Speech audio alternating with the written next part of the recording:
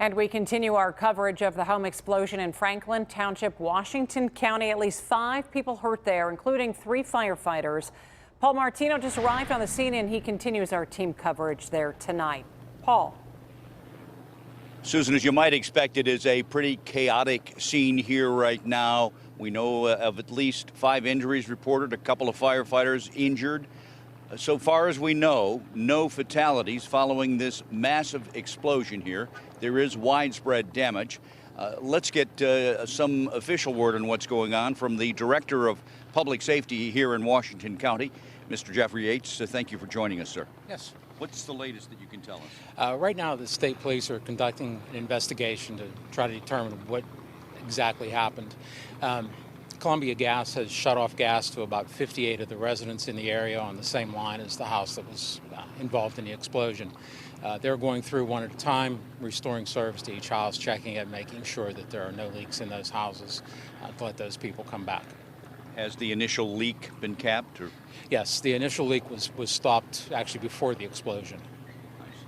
So what took they were in the process of stopping it when there was an explosion? Yeah, the firefighters actually came on scene, stopped the leak, and were in front of the house with the homeowner, waiting for the engine to come up to ventilate the house when the house exploded.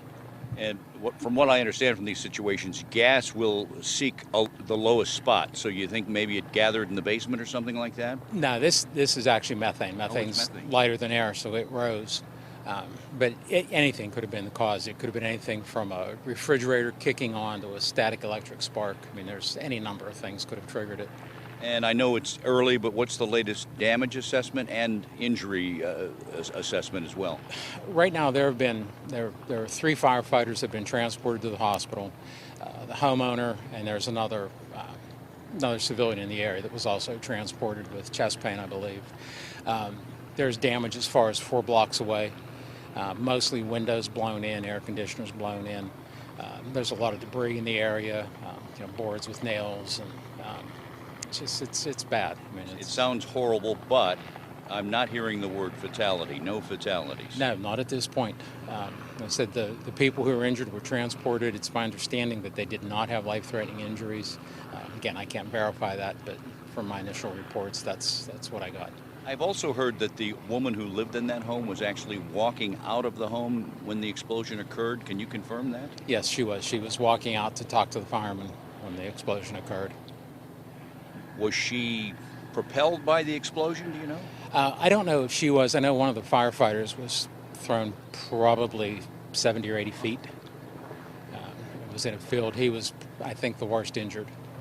What is your difficulty now? For example, I know there's a woman here. She's anxious because her grandmother lives on that street. She can't get information on it, things like that. What is the biggest challenge right now? Right now, it's just basically keeping people calm, making sure that they understand what's happening. They know what the gas company's doing.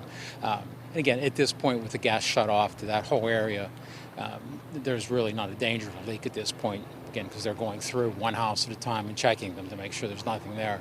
So the scene is stable. The area is stable. The neighborhood's okay. But it's really now just a matter of making sure that people understand what's happening.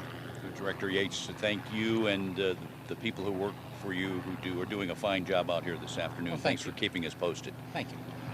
That is the latest assessment that we have here so far. As I say, it's kind of crazy. I mean, emergency vehicles are everywhere. People are asking questions. The area is blocked off. You can't get in.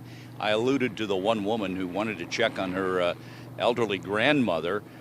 Can't get her on the telephone. Can't get in to see if her house is damaged or if somehow she were injured. This is the kind of thing happening right now in these early stages as they try to bring some stability to this neighborhood. Miraculously, there are no deaths here. That's the latest. I'm going to go try gather some more information. For now, live in Washington County, Paul Martino, KDKA News.